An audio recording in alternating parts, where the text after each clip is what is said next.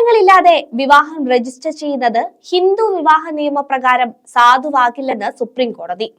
ആചാരപ്രകാരമുള്ള ചടങ്ങുകൾ പൂർത്തിയാക്കിയെന്ന തെളിവ് വേണം. അഗ്നിക്ക് ചുറ്റും 7 വട്ടം വലം വെക്കുന്നത് പോലുള്ള ചടങ്ങുകളും നടത്തണം.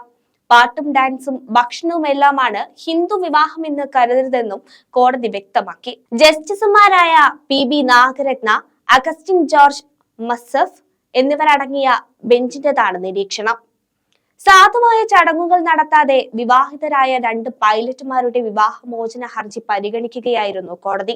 വിവാഹത്തിലേക്ക് കടക്കുന്നതിന് മുൻപ് തന്നെ വിവാഹത്തെക്കുറിച്ച് ആഴത്തിൽ ചിന്തിക്കണമെന്നും ബെഞ്ച് ആവശ്യപ്പെട്ടു. ഇന്ത്യൻ സമൂഹത്തിൽ വിവാഹം എന്നാൽ അത്രത്തോളം പവിത്രമാണെന്നും കോടതി നിരീക്ഷിച്ചു.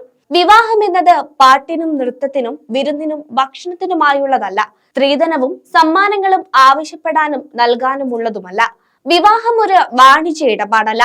2 വ്യക്തികളുടെ ആജീവനാന്തമുള്ള പരസ്പര സമ്മതത്തോടെയുള്ള കൂടിച്ചേരലാണത്.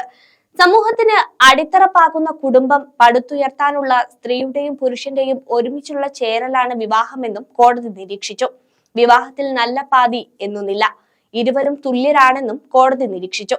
ഹിന്ദു വിവാഹ നിയമം ബഹുഭാരതത്വവും ബഹുഭർത്തൃത്വവും അംഗീകരിക്കുന്നില്ല.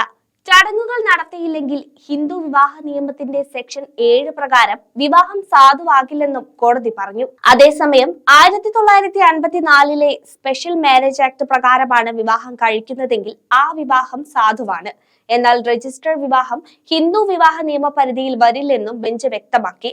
പൈലറ്റുമാരുടെ കേസിൽ ഉത്തർപ്രദേശിൽ വിവാഹം രജിസ്റ്റർ ചെയ്ത സർട്ടിഫിക്കറ്റാണ് ഹാജരാക്കിയത്. ചടങ്ങുകൾ നടത്താതെയുള്ള ഈ വിവാഹം ഹിന്ദു വിവാഹ നിയമപരിധിയിൽ വരില്ലെന്നാണ് കോടതി വ്യക്തമാക്കിയത്.